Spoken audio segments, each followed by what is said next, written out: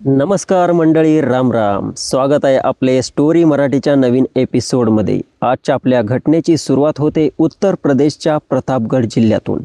प्रतापगड जिल्ह्यामध्ये पतनपुरी नावाचे एक गाव आहे आणि याच गावात राहणारी रोशनी देवी जिच्याकडे स्वतःची 2 एकर जमीन असते. एक चांगले घर देखील असते, जे घर एका रस्त्याच्या कडेला गावापासून दूर अंतरावरती बनवलेलं असतं. रोशनी देवीकडे या व्यतिरिक्त 2 दुकाने देखील असतात, जे की सध्या खाली पडलेले असतात.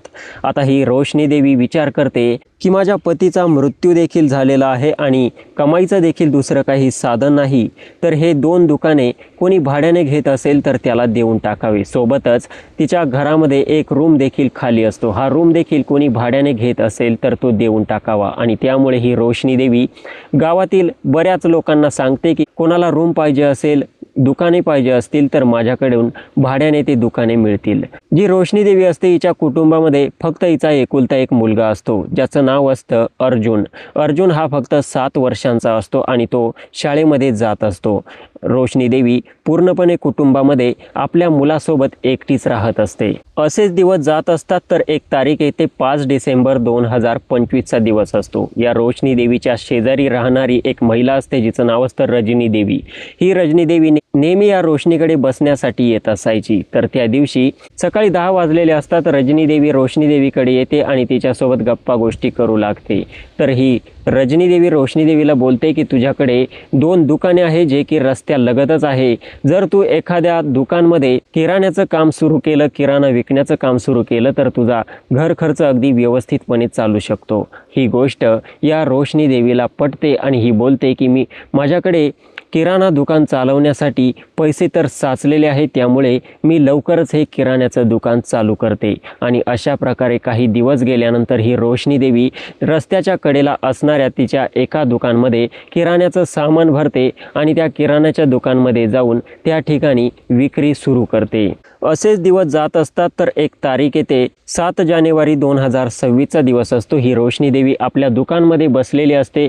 कस्टमर काही जास्त नसतात. संध्याकाळी 4 वाजेचे वेळ असते आणि हिच्या दुकानसमोर एक ट्रक येऊन उभा राहतो. त्या ट्रकचा टायर पंक्चर झाला होता. त्या ट्रकमधून राजकुमार नावाचा एक व्यक्ती उतरतो आणि तो बघतो टायर पंक्चर झाला आहे. तो बोर होत असतो.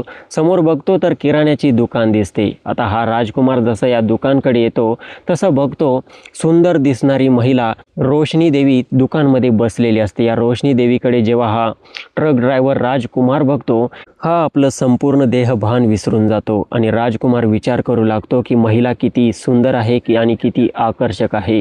आता हा राजकुमार रोशनी देवीची सुंदरता बघतच असतो. तितक्यात ही रोशनी देवी बोलते की बोला साहेब, काय पाहिजे आहे? राजकुमार बोलतो की मला थंड काहीतरी द्या आणि एक सिगरेटचं पॅकेट द्या. रोशनी देवी त्याला थंडची एक बॉटल देते आणि सिगरेटचं पॅकेट देऊ लागते. सिगरेटचं पॅकेट देत असताना तिच्या हातातून ते सिगरेटचं पाकिट खाली पडते आणि ते पाकिट उचलण्यासाठी ही रोशनी देवी जशी खाली झुकते, तसं तिची सुंदरता बघून हा राजकुमार ट्रक ड्रायव्हर पूर्णपणे पागल होतो, वेडा होतो.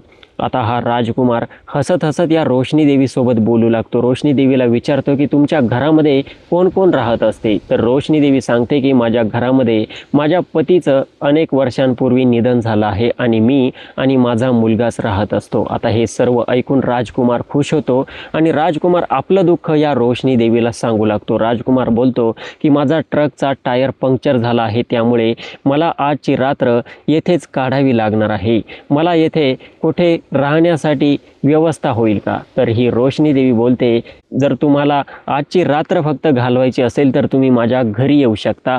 मला काही अडचण नाही, कारण माझं घर खूप मोठं आहे आणि घरामध्ये रूम देखील खाली पडलेला आहे. हे सर्व ऐकून राजकुमार खूप खुश होतो आणि अशा प्रकारे रोशनी देवी राजकुमारला घेऊन आपल्या घरामध्ये जाते. त्याला त्याचा रूम दाखवण्यात येतो आणि लगभग आता रात्रीचे 8 वाजत आलेले असतात. रोशनी देवीने आपल्या मुलासाठी आणि या राजकुमारसाठी देखील स्वयंपाक बनवलेला असतो. आता ही रोशनी ट्रक ड्रायव्हर राजकुमारला जेवण करण्यासाठी देखील देते आणि त्यानंतर राजकुमारला बोलते की मी माझ्या दुकानचं शटर बंद करून येते. आणि ही रोशनी देवी आपल्या दुकानचं शटर लॉक करून पुन्हा आपल्या घरी येते. घरी येताना राजकुमारच्या रूममध्ये जाते आणि त्याला बोलते की आता मी झोपण्यासाठी चालली आहे, माझा मुलगा देखील झोपला आहे.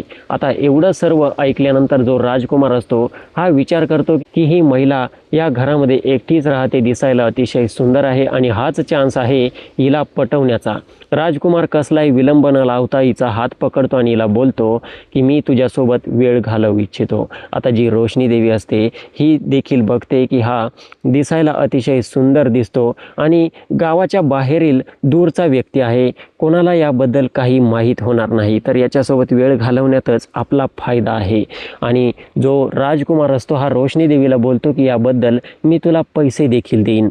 आणि ही रोशनी देवी कसलाही विचार न करता त्या ठिकाणी त्याला हो बोलते. आता बाकी काय होणार होते, जो राजकुमार असतो रूमचा दरवाजा लॉक करून घेतो आणि या रोशनी देवीसोबत तोपर्यंत हे दोघांचं मन तृप्त करत राहतात जोपर्यंत यांची इच्छा पूर्ण होत नाही, यांचं मन भरत नाही. एवढं सर्व करून झाल्यानंतर दोघे जेव्हा आनंद घेतात तेव्हा रात्रभर ही रोशनी देवी या राजकुमार सोबत त्याच रूममध्ये झोपली असते, कारण राजकुमारने देखील रोशनीच्या घरी जाऊन रोशनीचाच गेम वाजवला होता.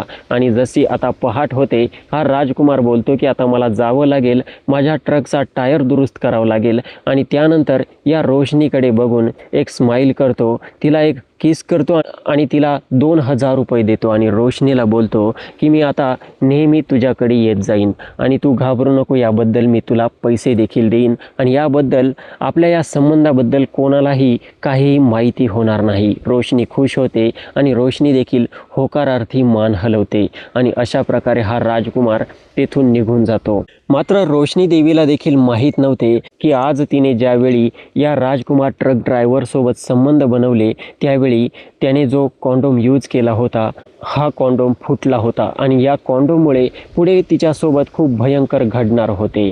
तर आता असेच 3 ते 4 दिवस जातात. 4 दिवसानंतर या राजकुमारला पुन्हा रोशनीची आठवण येते आणि हा राजकुमार ट्रक ड्रायव्हर आपली ट्रक घेऊन या रोशनी देवीच्या घरी रात्र घालवण्यासाठी येतो आणि रोशनी देवीसोबत मन भरून त्या रात्री देखील तसेच वाईट काम करतो आणि रोशनी देवीची देखील यामध्ये मर्जी असते. आणि अशा प्रकारे ही रोशनी देवी या राजकुमारकडून पुन्हा पैसे घेते. आता येथून पुढे राजकुमार आणि रोशनी देवी दोघांमध्ये असे घाणेरडे काम नियमितपणे होऊ लागले होते. असेच काही दिवस जातात. मार्चचा महिना असतो. जो राजकुमार ट्रक ड्रायव्हर असतो हा आपल्या एका मित्रासोबत सकाळच्या 10 वाजता बसून दारू पित असतो, पार्टी करत असतो. तर दोघांनाही गर्द नशा झालेली असते. राजकुमारचा मित्र असतो गुलशन. तर हा राजकुमार खुश होऊन या गुलशनला बोलतो की आता माझं खूप चांगलं झालं आहे, कारण मला वेळ घालवण्यासाठी एक खूप सुंदर विधवा महिला भेटली आहे. हे सर्व ऐकून जो गुलशन असतो हा बोलतो की यार माझं देखील काही सेटिंग लावून दे. राजकुमार बोलतो की ठीक आहे, तू नको घाबरू, मी तुझी सेटिंग लावण्याचा विचार करतो, तिला विचारून बघतो. मात्र ती महिला याबद्दल पैसे घेत असते. किमान तुला 2000 रुपये एका रात्रीचे द्यावे लागतील. गुलशन कुमार लगेच तयार होतो आणि त्यानंतर राजकुमार या रोशनीला कॉल करतो. रोशनीला बोलतो की माझा एक मित्र आहे गुलशन आणि हा देखील तुझ्यासोबत वेळ घालवू इच्छितो. जी रोशनी असते ही आता पूर्णपणे आपलं अस्तित्व विसरून गेली होती. हिला पैशांची चटक लागली होती, कारण ही मुळातच एक लोभी महिला होती. ही कसलाही विचार करत नाही आणि राजकुमारला बोलते ठीक आहे, मात्र त्याला मला पैसे द्यावे लागतील. राजकुमार बोलतो तो पैसे 100% तुला देईलच. आणि अशा प्रकारे तो दिवस जातो. जी रोशनी असते ही नेहमी आपल्या किराणा दुकानामध्ये बसलेली असायची आणि जशी संध्याकाळ होते, संध्याकाळचे 6 वाजतात, तर ही रोशनी विचार करते की आज राजकुमार त्याच्या मित्राला देखील घेऊन येणार आहे आणि आपल्या तयारीला लागते. घरी येऊन स्वयंपाक वगैरे बनवते आणि तिचा एक मुलगा असतो त्या मुलाला ती जेवायला देते आणि त्याला लवकरच झोपी लावून देते. जवळपास 8 वाजेचा टाईम झालेला असतो. 8 वाजता ही रोशनी राजकुमारला कॉल करते आणि राजकुमारला बोलते की आता तुम्ही येऊ शकता, माझा मुलगा देखील झोपलेला आहे. आणि अशा प्रकारे राजकुमार आणि गुलशन कुमार आपली ट्रक घेऊन या रोशनी देवीच्या घरापुढे आणून उभी करतात. दरवाजा नॉक करण्यात येतो. रोशनी देवी दरवाजा उघडते. समोर बघते तर राजकुमार सोबत सुंदर हँडसम दिसणारा मुलगा गुलशन कुमार देखील आलेला असतो. गुलशन कुमारकडे बघून ही रोशनी खूप खुश होते आणि दोघांनाही आपल्या रूमच्या आतमध्ये घेते.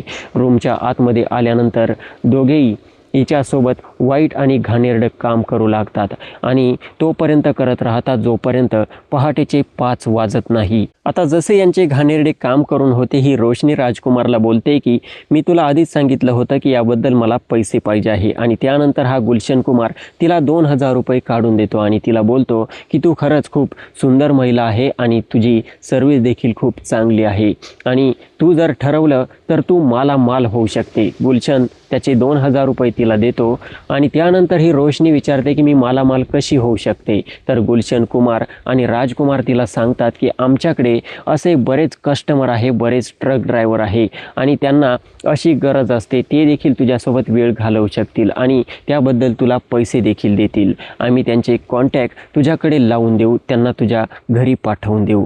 जी रोशनी असते, आता हिने पूर्ण आपली हद्द सोडली असते, हद्द पार केलेली असते. रोशनी बोलते ठीक आहे, बस मला पैसे मिळाले पाहिजे. राजकुमार तिला एक अट टाकतो. राजकुमार बोलतो की आम्ही हे काम नक्की करू, मात्र आम्ही दोघे देखील तुझ्याकडे नेहमी येत जाऊ आणि याबद्दल आम्ही तुझ्याकडून कमिशन देखील घेणार आहे. रोशनी ती डील मान्य करते आणि अशा प्रकारे आता या रोशनीकडे राजकुमार आणि गुलशन हे नियमितपणे येत होते, तिला पैसे देत होते. सोबतच बाकीचे ट्रक ड्रायव्हर देखील या रोशनीकडे येऊ लागले होते. पुढे चालून हे रोशनी मालामाल होऊ लागली होती, नवनवीन साड्या घेऊ लागली होती आणि अगदी आनंदाने तिचा चेहरा फुलला होता. अगदी ती मजेत दिसत होती. तिने पुढे चालून आपले जे दुकान होते किराण्याचे, हे दुकान देखील बंद करून टाकले होते, कारण दिवसभर तेथे बसून तिला 1,000 रुपये देखील मिळत नव्हते. इकडे तिला एका रात्रीतून 2-2, 4-4 हजार रुपये मिळायला लागले होते. तर असंच एक दिवसाची बात असते. तिची शेजारीण रजनी देवी ही रोशनीकडे येते आणि या रोशनीला बोलते की तू आता खूप खुश दिसत आहे आणि खूप सारा खर्च देखील करत आहे, तुझ्याकडे इतका सारा पैसा कसा येत आहे, तू दुकान तर बंद केलं आहे. तर ही रोशनी देवी रजनीला सांगू लागते की मी पैसे कमवण्याचा एक सोपा मार्ग निवडला आहे आणि तू जर ठरवलं तर तू देखील ते काम करू शकते. रजनी बोलते की नक्की काय काम करते. तर ही रोशनी आपले गुपित या रजनीला सांगून देते. रजनीला बोलते की मी ट्रक ड्रायव्हरसोबत असं काम करत असते आणि त्याबद्दल मला ते भरपूर सारे पैसे देत असतात. आता हे सर्व ऐकून जी रजनी असते ही बोलते की मी हे सर्व काम करू शकणार नाही आणि तिथून ती निघून जाते. मात्र महिलांच्या मनामध्ये काही गोष्टी राहत नसतात. जी रजनी असते घरी जाऊन आपल्या पतीला रणजितला बोलते की आपल्या शेजारी राहणारी रोशनी ही वाईट काम करू लागली आहे, ट्रक ड्रायव्हरांसोबत वेळ घालवू लागली आहे. हे सर्व ऐकून जो रणजित असतो याचे देखील होश उडतात आणि याच्या मनात देखील या रोशनीबद्दल आकर्षण पहिल्यापासून असतं, कारण रोशनी दिसायला अतिशय सुंदर असते. मात्र रणजितने अजूनपर्यंत तिला विचारण्याची हिंमत केली नव्हती आणि रोशनीने देखील त्याच्याकडे तशा नजरेने बघितलं नव्हतं. रणजित आता जसं आपल्या पत्नीकडून रोशनी देवीच्या या गुपिताबद्दल समजतो तसं तो आपल्या घरातून निघतो आणि रात्रीची वेळ असते, रात्रीचे लगभग 9 वाजलेले असतात. हा रणजित या रोशनीच्या दरवाजावरती थाप मारतो. रोशनी दरवाजा उघडते, समोर बघते तर रजनीचा पती रणजित तिच्या दारापुढे आला होता. आता रणजित हा हसत हसत तिच्या घराच्या आतमध्ये देखील येतो आणि त्यानंतर या रोशनीला बोलतो की तू ट्रक ड्रायव्हरांसोबत फार वाईट काम करत आहे आणि याबद्दल मी गावातील सरपंच हृदय सिंग याला सांगून देणार आहे. आता हे सर्व ऐकल्यानंतर रोशनीच्या तळपायाखालची जमीन सरकते. आता तिला सुचत नाही की नक्की काय करावं. जर याने सरपंचाला सांगितलं तर कदाचित माझी खूप बदनामी होऊ शकते. रोशनी बोलते की तू असं करू नको, त्याबद्दल तुला काय पाहिजे ते सांग. तर रणजित बोलतो ठीक आहे, जर तू मला वेळ घालवण्याची परवानगी देत असेल तर मी तुझं हे गुपित कोणालाही सांगणार नाही. आणि अशा प्रकारे ही रोशनी असते ही बोलते की ठीक आहे, तुला देखील वाहत्या गंगेत हात धुवायचे असतील तर तू धुवू शकतो. आता रोशनीचा मुलगा हा झोपलेलाच असतो, तर ही दरवाजा बंद करून घेते आणि या रणजित सोबत देखील तेच वाईट आणि घाणेरडं काम करू लागते जे ती त्या ट्रक ड्रायव्हरांसोबत करत होती. रणजित खुश होऊन त्या घरातून चालल्या जातो. आता दर 3ऱ्या-4थ्या दिवशी हा रणजित देखील आपल्या पत्नी रजनीला सांगत असायचा की मी शेतामध्ये पाणी देण्यासाठी चाललो आहे आणि इकडे रोशनीच्या घरी येऊन तिच्यासोबत वेळ घालवत असायचा, वाईट काम करत असायचा. आणि अशा प्रकारे जो गुलशन होता आणि राजकुमार होता हा देखील या रोशनीकडे येत असायचा. मात्र या रोशनीला माहीत नव्हतं की तिने जेव्हा या राजकुमार आणि गुलशनसोबत एकत्र वाईट काम केले होते त्यावेळी कॉन्डोम फुटले होते आणि त्या कॉन्डोममुळे हिच्यासोबत फार वाईट घडणार होते. तर असेच दिवस जात असतात. हिचं हे घाणेरडं आणि वाईट काम असंच सुरू असतं. काही दिवस जातात. ही रोशनी मालामाल तर खूप होते, मात्र हिची तब्येत अचानक सुकू लागते. हिला थोडी तकलीफ होऊ लागते, थोडेफार चक्कर येऊ लागतात आणि ही थोडी जाम दिसत असायची. तर ही रोशनी विचार करते की माझी तब्येत कदाचित खराब झाली आहे, मला कसलासा आजार जाणवत आहे. आणि हा विचार करून ही रोशनी एक दिवस शहरामध्ये क्लिनिकमध्ये जाते आणि डॉक्टरला सांगते की मला माझा पूर्ण मेडिकल चेकअप करायचा आहे. डॉक्टर तिचं संपूर्ण मेडिकल चेकअप करतात आणि तिला सांगतात की तुम्ही उद्या रिपोर्ट बघण्यासाठी या ठिकाणी या. रोशनी तशीच आपल्या घरी येते आणि जसा दुसरा दिवस होतो, ही रोशनी पुन्हा ते रिपोर्ट बघण्यासाठी जेव्हा दवाखान्यात जाते, डॉक्टर जेव्हा ते रिपोर्ट बघतात तेव्हा डॉक्टरांच्या पायाखालची जमीन सरकते. डॉक्टर या रोशनीकडे बघून बोलतात की तुला तर खूप गंभीर जानलेवा बिमारी एड्स झाली आहे. आता हे सर्व ऐकून जी रोशनी असते हिला फार दुःख होऊ लागते. हिला कळून चुकते की तिने जे मागे काही घाणेरडे कामं केले याचाच ती परिणाम भोगत आहे. आता ही रोशनी या डॉक्टरला बोलते की याच्यापासून वाचण्याचा इलाज नाही का?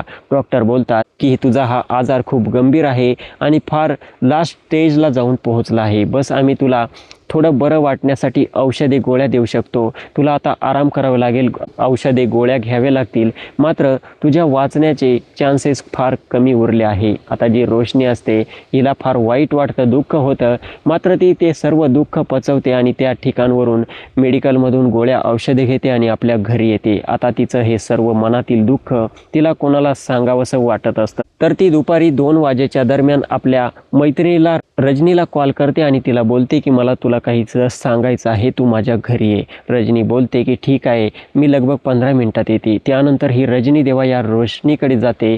रोशनीला विचारते की तुला काय सांगायचं होतं. तर ही रोशनी अगदी रडवेल्या चेहऱ्याने रजनीला बोलते की मला जानलेवा बिमारी एड्स झाली आहे. आता हे सर्व ऐकून जी रजनी असते ही रोशनीला बोलते की आता तुझ्यासोबत उठणं बसणं देखील चुकीचं आहे. आणि एवढं बोलून ही रजनी तिच्या घरातून उठते आणि आपल्या घरी येते आणि पुन्हा ही आपल्या पतीला रणजितला बोलते की रोशनीला एड्स झाला आहे. आता हे सर्व जेव्हा रणजित ऐकतो याच्या पायाखालची जमीन सरकते. रणजित विचार करतो की मी तर हिच्यासोबत बिना कॉन्डोम अनेक वेळा संबंध बनवले आहे आणि त्याला विचित्र शंका येऊ लागतात. रणजित विचार करतो की मला देखील शहरात जाऊन हा मेडिकल चेकअप केला पाहिजे. आणि हा रणजित लगभग संध्याकाळच्या 5 वाजेच्या दरम्यान शहरामध्ये हॉस्पिटलमध्ये जातो आणि डॉक्टरांकडून मेडिकल चेकअप करून घेतो. डॉक्टर सांगतात की दुसऱ्या दिवशी रिपोर्ट चेक करण्यासाठी या. तर तो दिवस जातो. रणजित दुसऱ्या दिवशी घाबरत हॉस्पिटलमध्ये जाऊन पोहोचतो आणि ते रिपोर्ट जेव्हा बघतो तेव्हा डॉक्टर त्याला तेच सांगतात जे त्यांनी या रोशनीला सांगितलेलं असतं. रणजित हे सर्व ऐकून त्या ठिकाणी प्रचंड चिडतो, प्रचंड त्याला राग येऊ लागतो. आता रणजितला वाटतं की आपलं काही खरं नाही आणि तो तसाच आपल्या घरी येतो. रात्रीचे लगभग 7 वाजलेले असतात. 7 वाजता आपल्या घरातील कोयता उचलतो, सरळ या रजनीच्या दारापुढे जातो. रजनी दरवाजा उघडते. रजनीला वाटते की रणजित तिच्यासोबत वेळ घालवण्यासाठी आला आहे. रणजितने कोयता मागे लपवलेला असतो आणि रणजित जसा आतमध्ये जातो रोशनी दरवाजा बंद करून घेते आणि ती वेगळ्या भावनेने जेव्हा त्याच्या जवळ येते, हा वैतागलेला रणजित तिच्या पोटामध्ये तो कोयता खूप असतो आणि असंख्य वार तिच्या अंगावरती करण्यात येतात आणि त्यानंतर हा रणजित तसाच त्या ठिकाणावरून बाहेर पडतो. आता त्याला कळून चुकतं की मला पोलीस पकडल्याशिवाय राहणार नाही आणि त्यानंतर हा रणजित स्वतःच जवळील पोलीस स्टेशनमध्ये जाऊन हजर होतो आणि त्यांना सांगतो की मी माझ्या शेजारणीचा रोशनीचा खून केला आहे. आता पोलीस हे सर्व ऐकून हैराण होतात. घटनास्थळी दाखल होऊन या रोशनी देवीचा मृतदेह ताब्यात घेण्यात येतो, पोस्टमॉर्टमसाठी पाठवण्यात येतो. आणि इकडे रणजितला जेव्हा विचारण्यात येतं की तू तुझ्या शेजारनी रोशनीसोबत असं का केलं, तर हा रणजित सांगू लागतो की जी माझी शेजारीण आहे रोशनी, ही वाईट मार्गाला लागली होती. हिच्या पतीचं अनेक वर्षांपूर्वी निधन झालं होतं आणि हिला बघणारं बोलणारं कोणी नव्हतं, याचा ही फायदा घेत होती. अनेक ट्रक ड्रायव्हरांना ही रात्रीच्या वेळी आपल्या घरामध्ये घेत होती आणि त्यांच्यासोबत वेळ घालवत होती. मी देखील हिच्यासोबत बिना कॉन्डोम वेळ घालवली होती. तिला तर एड्स झालेला होता, तिच्यामुळे मला देखील एड्स झाला आणि याच रागात मी तिच्यासोबत असं कांड केलं आहे. पोलीस हे ऐकून हैराण होतात. अखेर या रणजितने कायदा हातात घेतला होता. रणजित विरुद्ध चार्जशीट तयार करण्यात येते. आता येणारं भविष्य ठरवेल की कोर्ट रणजितला कोणती शिक्षा सुनावते. बाकी मित्रांनो, मला सांगा या संपूर्ण घटनेदरम्यान या रणजितने रोशनीसोबत जे केले ते योग्य होते की अयोग्य होते, कमेंट सेक्शनमध्ये आपले मत नोंदवू शकता. बाकी या व्हिडिओचा माझा उद्देश कोणाच्या भावना दुखावणे, कोणाला बदनाम करणे नाही, तर आपणास जागरूक करण्याचा आहे. अशाच इंटरेस्टिंग क्राईम स्टोरी नेहमी ऐकत राहण्यासाठी स्टोरी मराठी चॅनलला सबस्क्राईब करा. भेटूया पुन्हा अशाच नवीन आणि इंटरेस्टिंग क्राईम स्टोरीसह. तोपर्यंत नमस्कार.